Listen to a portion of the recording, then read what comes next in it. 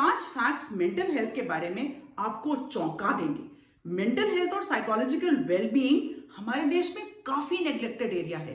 National mental health survey 2016 में हुआ और उसकी रिपोर्ट्स ने कहा कि लगभग 150 million citizens of our country उनको इमीडिएट हेल्थ केयर सपोर्ट चाहिए मेंटल हेल्थ के लिए। इसके अलावा 70 to 90% लोगों को अर्ली या क्वालिटी इंटरवेंशन या टाइमली इंटरवेंशन नहीं मिल पाता है। WHO ने कहा कि सेल्फ हार्म रेट जो एडोलेसेंट्स में है, ग्लोबली अगर देखा जाए तो हमारे देश में काफी ज्यादा है। मेंटल हेल्थ प्रोवाइडर्स जैसे साइकेट्रिस्ट हुए, क्लिनिकल साइकोलॉजिस्ट हुए, काउंसलर्स हुए, अलाइड प्रोफेशनल्स हुए, उन्होंने सबने ये माना है कि अर्ली इंटरवेंशन अगर हो जाए तो काफी कुछ इसको सपोर्ट करा जा सकता है। जय हिंद, मैं Sapna Agarwal from I big wonder. Mental health जितना बड़ा इश्यू है हर एज ग्रुप के अंदर है, लेकिन स्कूल के साथ ये बहुत ज्यादा जुड़ा हुआ है और school, family, society right time पर इंटरवेंशन कर इसको कैसे रोक सकते हैं, क्या हम सपोर्ट कर सकते हैं, यही सारी चीज आज हम अपने वीडियो के अंदर बात करेंगे।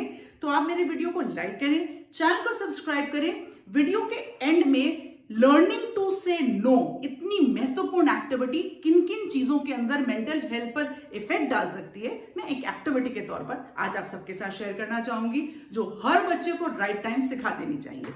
तो देखिए, सबसे पहले अगर हम ये समझ लें कि एक बच्चे के लिए सबसे बड़ा गिफ्ट क्या होगा, तो उसको बहुत ध्यान से सुनना, उसके साथ टाइम स्पेंड करना और जो वो कह रहे हैं बिना क्रिटिसाइज करे पूरा डाउनलोड ले लेना, शायद इससे बड़ी कोई चीज बच्चे के लिए हो नहीं सकती है। कैसे हम बच्चों को मेंटल हेल्थ में कंट्रीब्यूट करेंगे, मैं अभी बता देती हूँ। क्या क्या करना है वो धीरे धीरे हम सब डिस्कस करेंगे। तो देखिए, अगर हम स्कूल के अंदर फिजिकल और साइकोलॉजिकल सेफ्टी जो बच्चों की है उसको मेंटल हेल्थ सर्विस के साथ जोड़ दें तो ये फर्स्ट स्टेप होगा। स्कूल के अंदर मैंने कहा मेंटल हेल्थ कि क्या क्या आता है इसके अंदर, तो इसके अंदर इमोशनल, बिहेवियरल और बच्चे का कंप्लीट सोशल बीइंग जुड़ा हुआ है, मतलब पूरा उसका। यहां पर सबसे पहले इसको मेंटल हेल्थ को हम अडेप्टेबिलिटी, मतलब अपने रूटीन की लाइफ में इसको एक्सेप्ट करना स्टार्ट करें। ये नहीं समझे कि जब हम मेंटल हेल्थ की बात करें तो हम किसी पागल की बात कर रहे हैं, नहीं प्लीज। ये ऐसे वर्ड्स जो है वैसे ही दिमाग में बहुत ज्यादा परेशानी खड़ा कर देते हैं। इसके लिए स्कूल को मिलकर और पेरेंट्स को मिलकर एक कॉम्प्रिहेंसिव सिस्टम स्कूल के अंदर ही खड़ा करना पड़ेगा। देखिए, हम सब ना बड़े हुए हैं ये मानते हुए that change is a constant thing in life. हाँ, परिवर्तन जीवन का एक ऐसा चीज है कि जो अपने आप होता चला जाएगा। मेंटल हेल्थ की बात आते ही please stop. Transition is an essential part of our life और ये हमारे जीवन में वेरियस सिचुएशंस में आना शुरू हो जाते हैं, starting right from the childhood. तो चेंजेस तो होंगे, पर क्या हम ट्रांजिशंस के लिए बच्चों को तैयार कर रहे हैं? देखिए, कौन कौन से ट्रांजिशन, अभी आगे एक एक करके बहुत डिटेल में बात करूंगी। स्कूल गोइंग चाइल्ड से लेकर हायर एजुकेशन तक जाने तक फेज वाइज ट्रांजिशन बहुत चैलेंजिंग हो सकते हैं कई बार बच्चों के लिए। कोई कोई बच्चा तो बहुत इजीली अडेप्ट कर लेता है, लेकिन किसी किसी को एक रूटीन से दूसरे रूटीन में जाने के लिए मेजर इश्यूज हो जाते हैं। तो सबसे पहले प्री प्राइमरी विंग से प्राइमरी विंग की बात करें, मतलब जब 3 साल का बच्चा 6 साल का हुआ और वो क्लास 1 में जाएगा, एनईपी भी यही बात कह रहा है, तो कुछ एक चीजें आप बच्चों को बताएं। सबसे पहले उसका रूटीन और टाइमिंग्स चेंज होंगे। एक छोटा बच्चा 3-4 घंटे बैठकर पढ़ाई करते हैं और जैसे वो फॉर्मल स्कूल या क्लास 1 में जाएंगे टाइम वहां पर बढ़ेगा, सीटिंग अरेंजमेंट्स चेंज होंगी। अभी एक और बहुत चीज जो भी आगे बताती हूँ, फैसिलिटीज या जो एक्टिविटीज वो करा करते थे वर्क ग्रुप्स के अंदर, वो पैटर्न चेंज हो जाएगा और हो सकता है बच्चे को एक कंप्लीट न्यू ब्लॉक में या न्यू प्रमाइस के अंदर शिफ्ट होना पड़े जब वो प्राइमरी में जाएं। तो ये ट्रांजिशन फेज है, इसको ग्रेजुअली बच्चों के साथ बिल्ड करना चाहिए। आपने सुना होगा ना, कई बार बच्चे बोलते हैं मुझे मेरी वो वाली मैम बहुत पसंद है। ऑब्वियसली यहीं पर साथ साथ वो वाली बात है जो मैं आपसे कह रही थी, मदर टीचर कॉन्सेप्ट से सब्जेक्ट टीचर कॉन्सेप्ट पर आना है ना इंटरेस्टिंग और बहुत महत्वपूर्ण। इमेजिन करिए क्या बीतता होगा बच्चे के ऊपर, कुछ बच्चों के ऊपर ना। बच्चे माँ की तरह टीचर के साथ मतलब एक अंडरस्टैंडिंग एस्टैब्लिश कर लेते हैं और जैसे माँ बच्चे की भाषा समझती है ना, टीचर भी बच्चों की भाषा समझने लगती हैं। बहुत मतलब टाइमली एडवांस में अगर बोलूं तो एक सेशंस, कई सारे सेशंस प्लान करना स्टार्ट करें जहां पर जिन टीचर से वो प्राइमरी में पढ़ेंगे उनके साथ ग्रेजुअल इंटरेक्शन होना स्टार्ट हो जाए, एक्टिविटीज में, कंफर्ट में। तो वो जो ट्रांजिशन फेज है उनको लगेगा यहां से जैसे वो माँ की गोद से निकलकर स्कूल में पहले टीचर के पास गए थे, इसी तरह प्री प्राइमरी से निकलकर अब सब्जेक्ट टीचर्स के पास आएंगे। अडेप्टेबिलिटी वर्ड याद रखा ना आपने। अब यहीं पर एक फेज आता है पेंसिल से पेन का ट्रांजिशन। मजा तो बहुत आता था, अगर मैं अपनी बात सोचूं, वेट कर रहे होते थे हम क्लास 5th से 6th में जाने के लिए, क्योंकि हमको पेन से लिखने मिलेगा। तो ये बिल्कुल प्रिपेयर्डनेस की एज है। लगभग 9 साल का बच्चा, कुछ एजेस में 9.5 साल का बच्चा मूव करता है आगे, जब वो पेन से लिखने लगते हैं। कई जगह 4th से स्टार्ट कर देते हैं ना पेन राइटिंग, इसलिए मैंने ये बात 9 साल की एज की बात करी। ऑक्यूपेशनल थेरेपिस्ट का सजेस्ट करना है कि बच्चों को एक अच्छा फाउंटेन पेन देना चाहिए। आजकल कई बार हम बॉल पॉइंट पेन दे देते हैं तो उससे स्ट्रेस ज्यादा आता है, राइटिंग अच्छी नहीं आती और इंक चिपक कर बिखर जाती है, तो बच्चे को वो इम्पैक्ट अपना किए हुए का समझ में नहीं आता है। यहां पर अब तक आते आते बच्चों का FMS fine motor skills develop हो जाने चाहिए। आप मेरे पुराने वीडियोस जाकर रेफर कीजिए, राइट। और आई हैंड कोऑर्डिनेशन की एक्टिविटीज बिल्कुल करेक्ट हो जानी चाहिए। ध्यान है आपको, मैंने वो ट्राइपॉड एक्टिविटी की बात करी थी, पिंसर, मसल्स, पेन, सारी चीज की मैंने बात करी। बात आती है इसके बाद primary to middle classes, 6th 7th 8th में जाने से पहले बहुत इंपॉर्टेंट पड़ाव, गहरी बात आराम से करेंगे। यहां पर स्कूल्स के अंदर वर्कशॉप्स रेगुलरली होनी चाहिए, प्यूबर्टी की और बॉडीली चेंजेस, दोनों लड़कियों और लड़कियों में चेंजेस आ रहे हैं।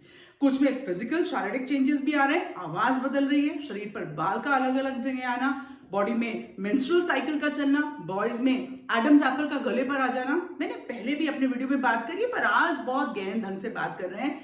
यहीं पर कॉन्वर्सेशंस अराउंड बुलिंग और इसके इल इफेक्ट्स के ऊपर भी बात होनी चाहिए। करिकुलम में भी चेंज आ रहा है। अब तक सोशल साइंस पढ़ रहे थे, अब history, civics, geography, political science, economics अलग अलग पढ़ेंगे। यहां पर बच्चे को बताना चाहिए why, what is the purpose, हम ये क्यों सेग्रीगेट कर रहे हैं। उनको लगता है क्या अब इतना सारा पढ़ना पड़ेगा, नहीं, इसके कहीं ना कहीं बेनिफिट्स हैं, यूज हैं। पर्पस स्कूल क्लियर करे, पेरेंट्स को बताओ, पेरेंट्स भी क्लियर करें। बड़ी सिस्टम आप इंट्रोड्यूस कर सकते हैं। कुछ बच्चे कुछ ज्यादा एंग्जाइटी हो जाती है या उनके एकेडमिक या बिहेवियरल कंसर्न्स चेंज हो जाते हैं, तो बड़ी सिस्टम इंट्रोड्यूस करें, दोनों को काफी आपस में एक दूसरे का सपोर्ट मिलेगा। एडोलेसेंट वर्कशॉप्स होनी बहुत जरूरी है और इनमें कौन से टॉपिक आप कवर करेंगे? गोल सेटिंग, आप नोट कर लें, लिमिट सेटिंग, ये मैं लास्ट में जो एक्टिविटी बताऊंगी उससे लिंक्ड है। सेल्फ एस्टीम के ऊपर आप लगातार एडोलेसेंट्स वर्कशॉप्स ऑर्गेनाइज करें। यहां पर वीडियो आप वापस पीछे जाकर दोबारा देख के तब आगे बढ़िएगा। ये प्राइमरी टू मिडिल बहुत इंपॉर्टेंट एज है। फिर आती है बात क्लासेस 9, 10, 11, 12 की। यहां पर भी ट्रांजिशन फेज है, इसके बाद भी हायर एजुकेशन में ट्रांजिशन फेज होगा। इनफैक्ट हम जीवन पर्यंत चलते रहेंगे, क्योंकि बाद में बच्चे जब जॉब में चले जाएंगे या जॉब चेंज करेंगे, मैरिड लाइफ आएंगे, पेरेंट्स बनेंगे, ट्रांजिशन तो जीवन भर का हिस्सा है। पर स्कूल लाइफ में अगर हमने इसको स्ट्रॉन्ग बना दिया, we can really help our own children. 9, 10, 11, 12 के अंदर career guidance workshops are very important. Eliminate people जो स्पेसिफिक करियर की बात करते हैं कि इंजीनियर, भाई हमने करियर वर्कशॉप करा दी, इंजीनियर कैसे बने, डॉक्टर कैसे बने, किसी पर्टिकुलर कोचिंग सेंटर को बुला के please stop it, let us have a career guidance workshop, जहां पर उनको ये समझ में आए इतने सारे एरियाज हैं ह्यूमैनिटीज के अंदर, साइंसेस के अंदर, कॉमर्स के अंदर, वोकेशनल कोर्सेज के अंदर, है ना, बहुत सारी चीजें बच्चों को पता चलनी चाहिए। साइबर बुलिंग की वर्कशॉप इस एज में बहुत इंपॉर्टेंट है, क्योंकि बच्चे अधिकतर इंडिपेंडेंटली सोशल मीडिया पर आ जाते हैं। तो आई एम श्योर मेरी वीडियो बहुत ज्यादा इंटरेस्टिंग आपको लग रहा होगा। देखिए यहां पर हम 3 चीजों की बात करेंगे कि मेंटल हेल्थ कंसर्न में रिस्क फैक्टर्स क्या है। 3 important factors, biological factors, psychological factors और एनवायरमेंटल फैक्टर्स। जल्दी से मैं बायोलॉजिकल फैक्टर्स के ऊपर बात करती हूं आपके साथ। ओ गॉड, कितना कुछ हो सकता है यहां पर, क्योंकि अगर हमारी नर्व सेल्स या न्यूरल पाथवेज को हमने करेक्ट ढंग से ब्रेन के साथ कनेक्ट नहीं किया या कोई इंजरी हो गई, my God, it can be disasters. 3-4 points हैं। जेनेटिकली या हेरिडिटी के साथ साथ भी हमारे साथ कुछ चीजें ट्रांसफर होती हैं from one generation to another, और कुछ लोगों का इसीलिए स्ट्रेस, ट्रॉमा या अब्यूज या बहुत जल्दी इन्फ्लुएंस हो जाना, अग्रेशन, ये ट्रिगर पॉइंट्स होते हैं और ये हेरिडिटिकली भी आते हैं। चेक कर लें डॉक्टर्स के साथ कि बच्चे को कहीं ये कंसर्न्स तो नहीं है। ब्रेन में कई बार इन्फेक्शंस हो जाते हैं और यहाँ पर मेंटल हेल्थ कंडीशन पैदा हो जाती है, जैसे कुछ केसेस में पालसी केसेस भी होते हैं, राइट, वहां पर भी ऐसा हो जाता है। ब्रेन डिफेक्ट, चोट लग गई, उसकी वजह से कोई मेंटल हेल्थ कंडीशन, नॉर्मल था बच्चा और अचानक से चोट लगी और उसके बाद वो फिल्मों में भी दिखाते हैं ना, मेरी याददाश्त खो गई, खैर वो फिल्मी है पर प्रैक्टिकली और बहुत ज्यादा चीजें हो जाती हैं। कई बार प्रीनेटल में, मतलब बच्चों के गर्भ में माँ के हैं और पैदाइश के वक्त सर पर चोट लग गई अगर, तो यहाँ पर ऑटिज्म का स्पेक्ट्रम आप थोड़ा सा ध्यान दें, बिकॉज मेंटल हेल्थ कंडीशन यहाँ पर आ सकती है। उसके अलावा भी कुछ एक चीजें हैं जैसे poor nutrition, poor health, not enough of physical exercises, ये सारी चीजें भी बायोलॉजिकल फैक्टर्स में आती हैं।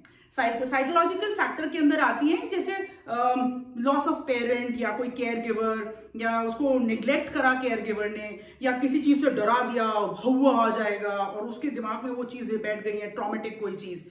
यहीं पर ट्रॉमेटिक, ये साइकोलॉजिकल के साथ साथ एनवायरमेंटल फैक्टर को भी आप ध्यान रखें कि कई बार ये जो चीज मैंने बताई, किसी लव्ड वन का खोना या इवन बड़े होकर डिवोर्स होना या ऐसा सेपरेशन, डिसफंक्शनल फैमिली लाइफ, ये सारी चीजें एनवायरमेंटल फैक्टर्स होती हैं। तो देखिए, मैंने आज अपने वीडियो के अंदर ना मेंटल हेल्थ कंडीशन स्कूल में हम कैसे बात कर सकते हैं एक एक करके बताया। अब जल्दी से वो एक्टिविटी जिसमें मैं आपसे बात कर लूं कि बच्चों को किन कंडीशंस में नो कहना है। 3-4 कंडीशन बताती हूँ कि बच्चे को किसी ने सिगरेट ऑफर करी, राइट, या बच्चा देख रहा है कि बाथरूम में जाकर बियर कैंस, उसके मतलब स्कूल के बड़े बच्चे को कैंस में खाली कर रहे हैं और वो पी रहे हैं, या किसी ने फोर्स किया कि सिगरेट पी ले, उसके पेट में दर्द हुआ और उसी ने कोई पैकेट से निकालकर कोई एक दवाई उसको दे दी, राइट, या उसको मतलब ऐसी 5-6 कंडीशंस होती हैं जहां पर बच्चे पीयर प्रेशर की वजह से मना नहीं कर पाते।